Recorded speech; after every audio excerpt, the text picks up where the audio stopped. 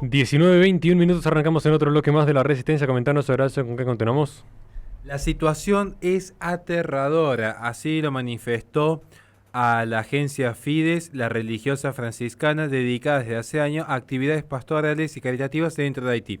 Porque hoy día vamos a hablar precisamente de lo que está aconteciendo en dicha nación, una nación asolada y agobiada por un malestar constante que va desde grandes catástrofes naturales hasta guerras internas, como se vio años atrás, pero recientemente, donde el propio presidente fue asesinado en su propio hogar. Varios miles de recursos, perdón, retracto una vez más, varios miles de reclusos escaparon de dos prisiones en Haití, y más concretamente de las dos principales prisiones que tiene dicho país, en cierto sentido, país hermano de República Dominicana. Esto ocurrió en Puerto Príncipe tras varios ataques organizados de bandas armadas, similar a lo que está aconteciendo en cierto sentido o que intenta acontecer en estos momentos dentro de mi querido país, más concretamente la ciudad de Rosario. Volviendo a Haití, el gobierno declaró el estado de emergencia e implementó un toque de queda hasta el día miércoles. Las pandillas atacaron el fin de semana pasado la prisión de Croix de Bousquet y la Penitenciaría Nacional, donde estaban encerrados casi 4.000 reclusos. En términos más precisos, 3.696. Esto según consta en la información que aporta Arnel Remy, coordinador general del colectivo de abogados por la defensa de los derechos humanos. Después de llegar al lugar, un equipo del colectivo, me refiero a este colectivo de abogados por la defensa de los derechos humanos, estimó que solo quedaban un centenar de prisioneros. Básicamente, los más honestos que, teniendo la oportunidad de fugarse, decidieron terminar allí sus propias penas. Y cerca de, y atentos el número, 3.600 reclusos se habían dado la fuga. Es decir, apenas una decena decidieron mantenerse dentro de la prisión. Prácticamente todos los reclusos habían escapado de sus cárceles. Cito aquí nuevamente a lo que dijo Arnel Remy: criminales notorios, jefes de bandas, agentes de policía detenidos en casos de asesinatos vinculados al presidente Jovenel Moïse, al que me referí recientemente. El caos, el desorden y el terror reinan en Puerto Príncipe. Imagínense ustedes si en cualquier país en el que viven, en cualquier ciudad en la que viven, las principales cárceles de repente quedasen vacías porque esas personas vuelven a la sociedad, pero ya no con un proceso de reinserción y educación. Voy a citar una vez más las palabras de este hombre. Las bandas irrumpieron en todos los aeropuertos del país para arrestar al primer ministro Ariel Henry, que regresaba de Nairobi, donde había firmado el acuerdo para el despliegue de una fuerza policial keniana en Haití. Las bandas atacaron varios edificios públicos, incluidas las prisiones, y también atacaron edificios privados, como el Hospital Católico San Francisco de Sales en Puerto Príncipe. Vamos a ver entonces que Ariel Henry aún no ha podido regresar a su país porque no se cumplen las condiciones de seguridad.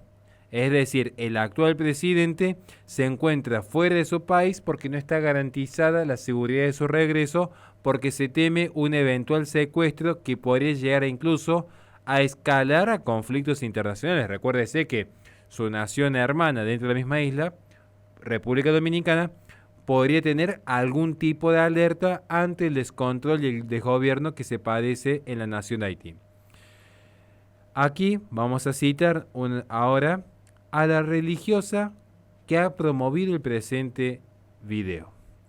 Lo que hay que subrayar es que estas bandas, que hasta el jueves pasado se mataban entre sí, se unieron el día viernes para atacar las instituciones. Esto según Sor Marcella, y lo explica porque fue el líder del grupo G9, conocido como Barbecue, quien lanzó el llamamiento a la unidad de las pandillas. Insisto una vez más, si alguien lee aquí en Argentina la carta que dejaron, o que mejor dicho, dejó el asesino del Playero, un caso notorio en la ciudad de Rosario que se ha replicado en el mundo entero, va a notar que curiosamente las bandas narcotraficantes que estaban peleadas por sí y por el territorio en la ciudad de Rosario, ahora se hallan unidas.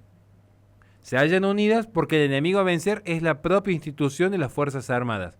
Es lo que está sucediendo en Haití, donde bandas que se mataban entre sí se han unido porque entendieron que allí, en esa unión, encontraban la fuerza para poder enfrentarse a lo que es el Estado de Derecho.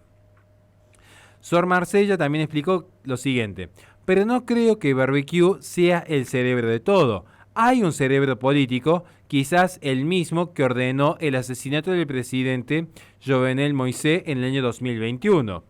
Cabe señalar en este sentido que las bandas están en este momento equipadas no solamente con armas convencionales, sino incluso con armas de guerra y medios sofisticados para desplegarse en una forma especial de terrorismo que está asediando al pueblo de Haití.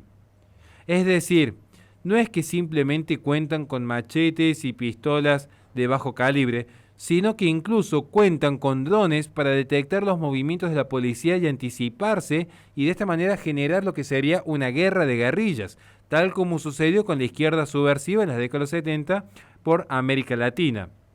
Entonces, ahora vemos que hay un interés ciertamente por desestabilizar Haití. Queda por lejos investigar cuál es el verdadero responsable. Por el momento tan solamente podemos especular, según lo que declaró la religiosa, y cito, que desde hace un tiempo se registra la presencia de al menos 5 cárteles mexicanos de la droga en el país. Quizás quieren convertir a Haití en una tierra de nadie para así poder gestionar mejor su tráfico de cocaína hacia América del Norte y Europa. Situado lo que es en el Caribe Central, Haití termina siendo un punto de tránsito ideal para el tráfico de sustancias y estupefacientes que provengan desde cualquier país de América Latina. No voy a decir que solamente de Colombia y México, porque creo que hay muchos países que se están dedicando a la producción y distribución de sustancias, pero en términos estratégicos de distribución, Haití tendría un punto considerable, como lo podría hacer Cuba también, para este tráfico hacia el viejo continente. Pero dice algo interesante. Por último, concluye Sor Marcella, pero esto es solo un rumor que escuché, se habla de la posible implicación del expresidente Aristide, que regresó a Haití en el año 2010, pero repito, es solo un rumor. Yo voy a concluir con esto. Voy a dejar el dato abierto porque quiero que luego la gente nos comente, ya sea en YouTube con un comentario que nos dejen en la caja, ya sea ahora por Twitch, ya sea mandando un mensaje a la radio. Quiero escucharlos, porque yo voy a dejar mi pequeña conclusión aquí.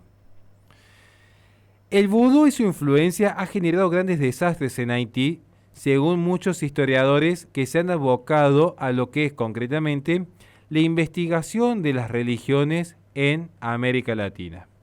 Haití, de hecho, según algunos investigadores, es el único país del mundo consagrado al demonio. En 1791, Haití se consagró oficialmente al demonio por 200 años y fue el primer país americano en obtener la independencia. Curiosamente, el primer país en consagrarse al demonio, el primer país que obtiene la independencia bajo este lema del non serviam.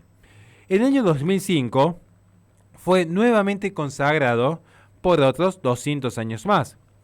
El 12 de enero del año 2010, a las 16:53 hora local, Haití sufrió un devastador terremoto de 7 grados, de lo más importantes que ha tenido esta parte del mundo en las últimas décadas, con epicentro a 15 kilómetros de Puerto Príncipe, su capital que hoy se encuentra asediada. Esto es cuanto menos llamativo. Cada uno sabrá cómo interpretarlos. Algunos pensarán que son simplemente estudios vanos que hace gente que quiere investigar un tema en particular. Otros verán precisamente la influencia sobrenatural. Quieren ustedes analizar y reflexionar. Mi función aquí en este espacio es tan solo transmitir la información. Que Dios les bendiga. Les recordamos a la gente que este programa es sobre el canal de YouTube de La Resistencia Radio, donde en la descripción del video está en la plataforma Patreon, donde pueden apoyarnos para que podamos seguir haciendo este tipo de contenido.